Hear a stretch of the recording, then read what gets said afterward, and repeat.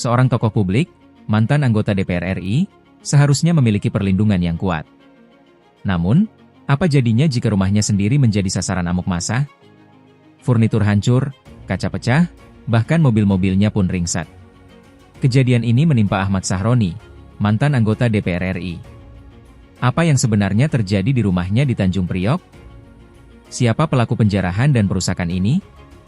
Dan apakah kejadian ini ada kaitannya dengan pernyataan kontroversialnya tentang pembubaran DPR? Berita ini datang dari Jakarta Utara. Pada Senin, 1 September 2025 malam, mantan anggota DPR RI, Ahmad Sahroni, resmi melaporkan kasus penjarahan dan perusakan rumahnya ke Polres Jakarta Utara. Laporan ini dibuat oleh kuasa hukumnya. Menurut Kasih Humas Polres Metro Jakarta Utara, Ibda Mariati Jonggi, kasus ini akan ditangani lebih lanjut oleh Polda Metro Jaya. Ini menunjukkan bahwa kasus ini dianggap serius dan memerlukan penanganan khusus dari tingkat yang lebih tinggi. Penyelidikan sebenarnya sudah dimulai bahkan sebelum laporan dibuat. Satuan Reserse Kriminal, Satreskrim, Polres Metro Jakarta Utara telah melakukan penyelidikan awal dan bahkan sudah memeriksa 5 orang saksi terkait kasus ini. Sayangnya, identitas kelima orang ini belum diungkap ke publik. Peristiwa ini terjadi pada Sabtu, 30 Agustus 2025 sore. Sekelompok orang tak dikenal mendatangi rumah Ahmad Sahroni di Kebon Bawang, Tanjung Priok, Jakarta Utara. Mereka tidak hanya masuk dan mengambil barang, tetapi juga melakukan perusakan yang sangat parah. Menurut laporan, kaca rumah pecah, furniturnya hancur berantakan. Namun, kerusakan paling parah terlihat pada mobil-mobil milik Sahroni. Mobil-mobil itu ringsek, kacanya pecah, bodinya penyok, dan bagian depannya hampir hancur total. Selain perusakan, para pelaku juga mengambil beberapa barang berharga. Salah satu yang paling disorot adalah jam tangan merek Richard Mille. Meskipun jam tangan itu akhirnya dikembalikan oleh orang tua salah satu pelaku, insiden ini tetap menyisakan kerugian material dan trauma psikologis. Pertanyaan besar yang muncul adalah, apakah ada kaitannya antara perusakan rumah ini dengan pernyataan kontroversial Ahmad Sahroni? Dalam beberapa waktu terakhir, nama Ahmad Sahroni memang menjadi sorotan publik.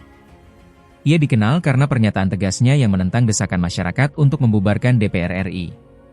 Dalam salah satu komentarnya, Sahroni menilai desakan itu sebagai hal yang keliru. Bahkan, dalam kunjungan kerja di Polda Sumatera Utara pada 22 Agustus 2025, ia menyebut pernyataan pembubaran DPR sebagai tindakan bodoh. Pernyataan ini tentu saja memicu pro dan kontra di tengah masyarakat. Dan tidak lama setelah itu, rumahnya diserang. Apakah ini sebuah kebetulan? Atau ini adalah bentuk kemarahan dan aksi balasan atas ucapannya? Tentu saja, kita tidak bisa langsung menyimpulkan, namun korelasi waktunya sangatlah mencurigakan. Kini, bola ada di tangan Polda Metro Jaya. Mereka memiliki tugas berat untuk mengungkap kasus ini secara tuntas. Ada beberapa tantangan yang harus dihadapi.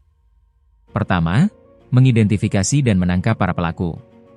Meskipun sudah ada 5 orang yang diperiksa, polisi harus menemukan semua pihak yang terlibat dalam perusakan dan penjarahan ini. Kedua, menentukan motif. Apakah ini murni kejahatan perusakan dan pencurian, atau ada motif politik yang lebih dalam terkait dengan pernyataan kontroversial Sahroni? Penegak hukum harus bisa memisahkan kedua hal ini. Ketiga, mencegah eskalasi. Jika terbukti ada kaitan antara kasus ini dengan pernyataan politik, ini bisa menjadi presiden buruk dan berpotensi memicu kekerasan serupa di masa depan.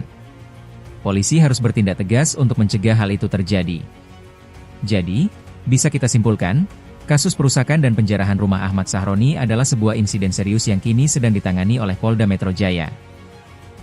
Meskipun motifnya belum jelas, korelasi dengan pernyataan kontroversialnya membuat kasus ini menjadi sangat menarik untuk diikuti.